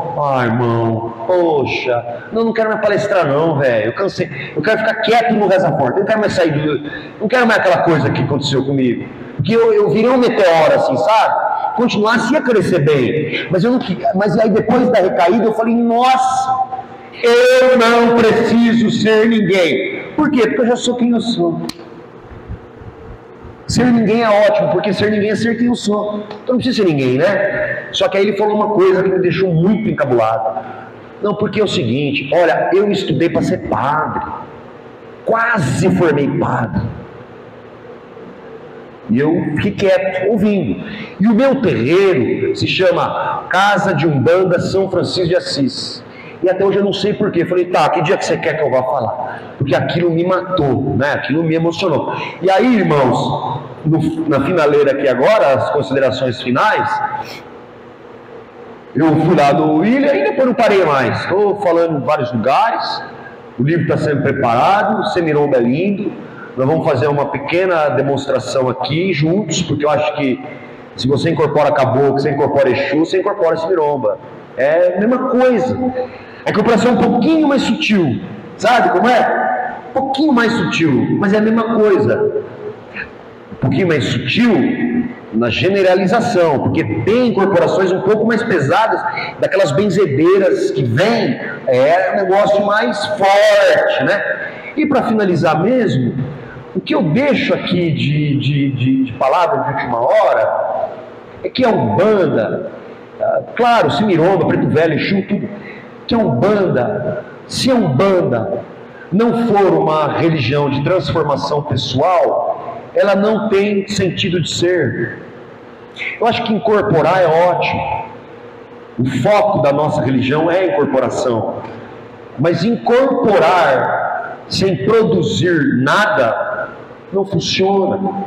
Então a minha luta hoje, veja, por adequação com os ensinamentos da Umbanda, de narcóticos anônimos, que vocês me ensinam, é da troca que eu tenho com os irmãos, o silêncio que eu faço na meditação, tudo isso aí me ensina que eu tenho muito que adequar. Veja bem, os problemas que a vida me traz não podem ser mais produto de ansiedade, porque o problema se instala, o que não tem solução, solucionado está. Ponto. Então acabou. Esse problema tem solução, já era, próximo. Eu resolvo um, parece outro, resolvo outro. A vida é disso. Vou dar um exemplo para você. Meu carro está 4 meses no mecânico. 4. Eu fui lá amorosamente, várias vezes.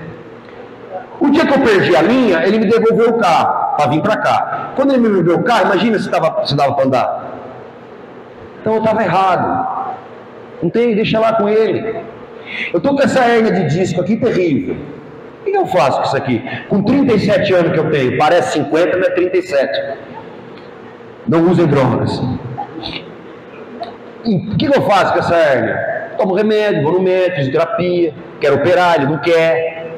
Eu não consigo uma namorada. O que eu faço? Arrumo um homem, não é? Está dando certo, não há. Quer dizer, sempre tem uma solução.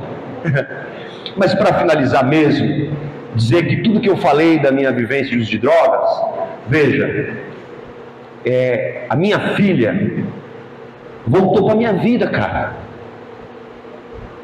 E ela voltou para a minha vida de um jeito muito sagrado. Aos poucos, assim.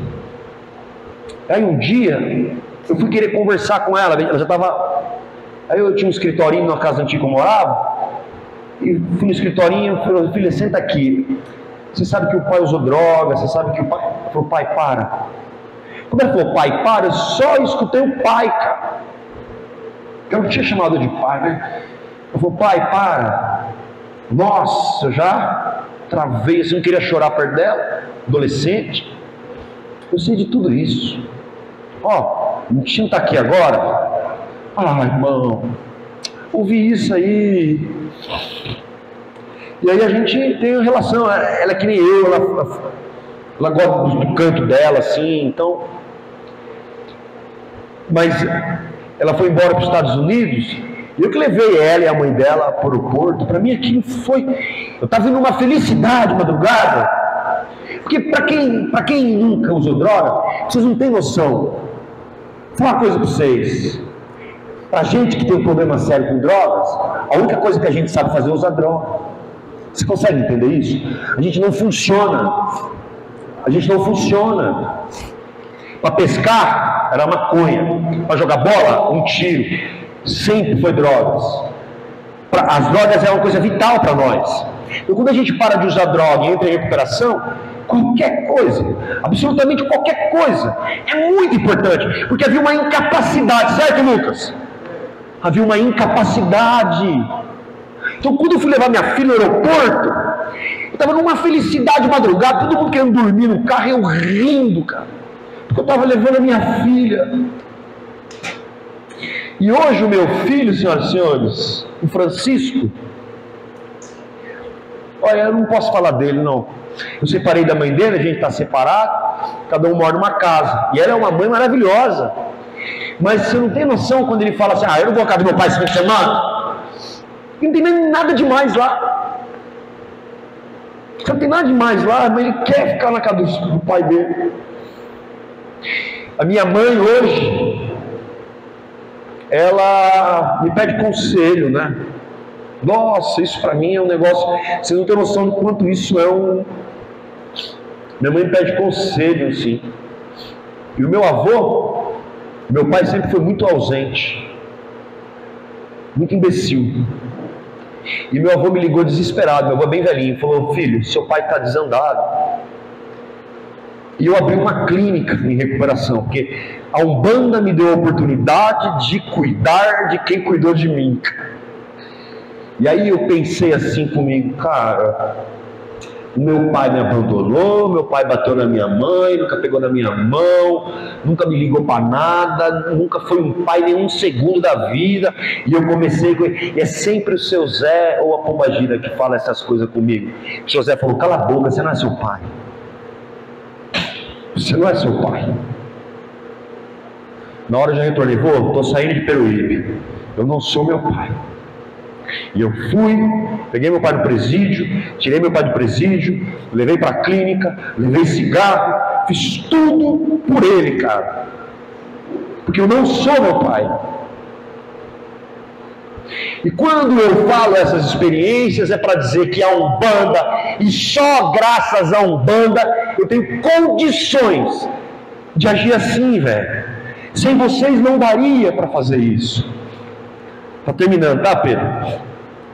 Na rua da Feira em Peruíbe, essa é boa, né?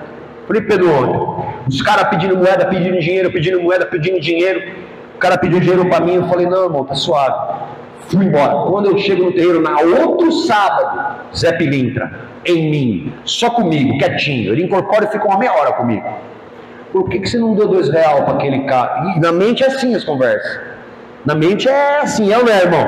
Na mente é desse jeito. Por que você não deu R$2 para aquele cara que estava pedindo dinheiro? Eu falei, ia tomar corote, meu velho. Pô, o cara, deixa eu te perguntar uma coisa. Quando acabar a gira aqui, você vai para casa? Sim, senhor. Então você tem uma casa. Sim, senhor.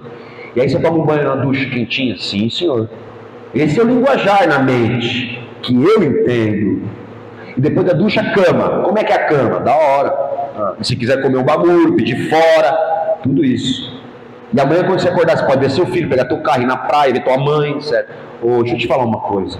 Aquele mano vai dormir na rua sem ninguém. Vai acordar na rua sem ninguém. Vai passar o dia na rua sem ninguém. Não tem casa, não tem mãe, não tem abraço. Da próxima vez dá R$2 para ele tomar um corote, porque a única coisa que faz sentido para ele é o corote. Não se intromete na vida de ninguém. Uma hora ele desperta ou não. E quem falou que o cachaceiro vai sofrer? Você não sabe. Então é esse tipo de ensinamento. O último ensinamento para encerrar. Na última iniciação de Pombagira em mim. O pau comendo solto lá, as pombagiras incorporadas, a minha pombagira, linda. Aí ela falou assim para mim, alto, mas comigo. E se eu te falar, meu cavalo, que eu sou uma travesti incorporada em você, o que muda? Silêncio no terreiro. Até as pombagiras que estavam incorporadas sumiram, malandro. E eu quieto, era ela. Como assim? Não, eu não estou dizendo que eu sou uma travesti. Não é isso. Eu quero dizer, se eu te disser agora, depois de muitos anos comigo, olha, eu sou uma travesti, o que muda comigo? Os meus ensinamentos são inválidos? Os meus trabalhos são inválidos? Quando eu desmanchei magia negativa é inválido? Todo o nosso amor é inválido? Pense. Ela queria dizer sobre os rótulos, sobre como eu transfiro o meu olhar para o outro. Ela não está dizendo que ela era, ela está dizendo, e se eu disser que sou, acaba tudo. Então, irmãos, obrigado. Eu quero pedir para vocês, todo lugar que eu vou, eu peço a mesma coisa, pedir que vocês rezem por mim, né, Lucas? Para eu morrer limpo, porque essa é a minha maior obsessão. Olha, a maior obsessão é morrer limpo, assim. A gente sempre fala isso, né? Eu cheguei em São João ontem, fui num grupo de narcóticos lá no Santo André, tomar um café com os companheiros, né? E foi lindo, foi mágico, assim, que a gente está nesse propósito de não só não usar droga, de ser membro produtivo e responsável da sociedade, de fazer o bem, de não mentir, não ser desonesto, né? Então reze para eu morrer limpo, porque olha, se eu morrer limpo valeu a pena, porque se eu continuo limpo, imagina, seria triste meu filho lá no barzinho depois, e seu pai morreu bêbado, drogado. Agora imagina o legado, né? Eu não quero deixar legado de dinheiro, de nome que não tinha biado, nada disso aí não. Eu quero deixar esse legado aqui. Seu pai, meu pai era maravilhoso. Quase falei. Meu pai era incrível, cara. Mas o que ele era? Meu pai. Então, a nossa obsessão é ser o pai do Francisco, ser o pai da Sofia, ser o marido de uma futura namorada ou namorado. Eu não sou bissexual, mas se não der certo eu vou partir por isso. Então, morrer limpo é a minha maior obsessão. E se vocês de vez em quando lembrar de mim aqui na gira, cara, eu falo isso do fundo do coração mesmo. Sozinho eu não consigo. Lembra da gira aqui, pega o chum aqui, ajuda o Davi lá a morrer limpo. Porque se eu morrer limpo, valeu tudo a pena. Valeu tudo a pena, porque limpo eu vou deixar um rastro de construções. Não vou deixar mais um rastro de destruições. Que Semiromba abençoe, que São Francisco abençoe. Nós já vamos voltar para a incorporação. Obrigado.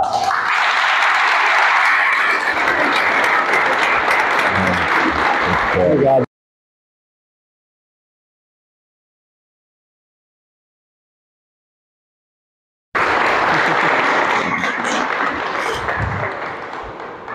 Gratidão, gente. Desculpa que no começo, Davi começou a palestra direto, nem vim aqui apresentar ele, correria, calor, né? E a gente tá tão assim, amigos, né, irmãos, né? E eu falei assim, nossa, tá tudo certo, né? Mas pedindo desculpa pra vocês aqui. Queria chamar o Lucas, né? Tá, Luquinha. Também, é só de falar pro Lucas. Oh, isso é milagre, hein? Isso é um milagre, hein? Milagre da Umbanda. Outro irmão querido aqui também. 2 irmãos frutíferos. Vocês precisam conhecer essa história do frutífero. Foi boa. Eu queria dar uma lembrancinha aqui pros dois, né? Logicamente, ó. Obrigado, aqui pra mim tá ótimo. Dedicado já aos dois, tá? Qual que é o do Lucas? Aqui é o Lucas, esse dois é o Lucas, esse aqui é vocês. Lucas, ó, Lucas. Ih, cara, De obrigado. coração, espero que vocês gostem. Ô, irmão, obrigado mesmo. Gratidão pela vinda. Obrigado. Né? E pelo ensinamento tão valioso que passou pra gente aqui hoje. Obrigado. Viu? Gratidão, gratidão, gratidão. Obrigado. Certo? Obrigado. E então, agora, gente, 5 minutinhos pra gente tomar uma aguinha. Tem uma água gelada lá da nossa Rovil. Se você conhece, você confia, para esse braço todo dia. Ah, não, lá é bom. Do Dolly. Ó, trata bem da bunda da gente, aí. Tá morta, leve. Falava lá água aí. Uma injeçãozinha, não sabia se a injeção tava doendo mais que as costas, mas... Não, foi deu certo. A mão dele é muito gostosa. Isso. Pessoal da casa que tá de branco já, quem não tá vai trocar. A gente vai fazer um momento de vivência aqui agora. Pessoal que não veio, continue na assistência. Vai ser um momento lindo aqui de Semiromba, na prática. Na prática. Né, pra gente ver como é que funciona e essa energia maravilhosa também circular nosso terreiro aqui. Tá bom? Gratidão a todos vocês. Até daqui a pouquinho. 5 minutinhos a gente volta. Obrigado, irmão. Obrigado. Vamos sinal lá.